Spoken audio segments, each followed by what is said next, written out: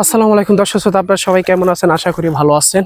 তো মূলত কালকে সারা রাত ভরে বৃষ্টি হয়েছে, তাই একটু হাঁটতে বাইরে হলাম যে আসলে বৃষ্টিতে কার কেমন ক্ষয়ক্ষতি হয়েছে। আমাদেরও প্রচুর ক্ষয়ক্ষতি হয়েছে, অনেক টাকার মাছ পুকুরে ছাড়ছিল, অনেক মাছে ধরতে গেলে চলে গেছে।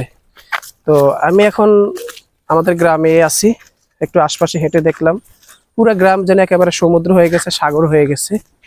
এখানে সবকিছু ধরতে গেলে পানিতে তলিয়ে গেছে। তো অনেকেরই পুকুরে চাষ করা মাছ চলে গেছে, কারণ যে পরিমাণ বৃষ্টি হয়েছে এখনো কিন্তু বৃষ্টি হচ্ছে, এক সেকেন্ডের জন্য কিন্তু বৃষ্টি থামে নাই।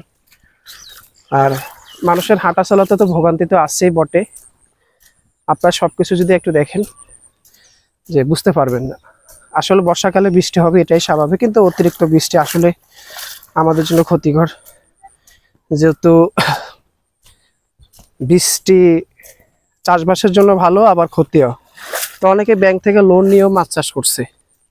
তো দিন শেষে সবার একই ভোগান্তি, অনেকের পুকুরের মাছ এই যে দেখতেছেন না, এই যে এগুলো হচ্ছে সব চাষের জমি।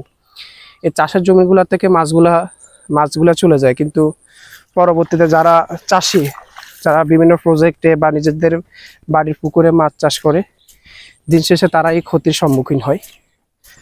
তো অনেকক্ষণ হাঁটা চলা করে দেখলাম যারা যেসব বাড়িগুলো একটু নিচু টাইপের ছিল ওই ধরনের বাড়িগুলো ডুবে গেছে। আর পুকুরের পাড়ে পানি উঠে অনেকের পুকুরে মাছও চলে গেছে, আমাদের পুকুরেও মাছ চলে গেছে অনেক। তো এখন আমরা কোনোভাবে সকালবেলা একটা বন্দোবস্ত করলাম। তো বৃষ্টি কিন্তু এখনো পড়তেছে, এভাবে যদি পড়তে থাকে আরো ক্ষয়ক্ষতির সম্মুখীন হবে অনেকে।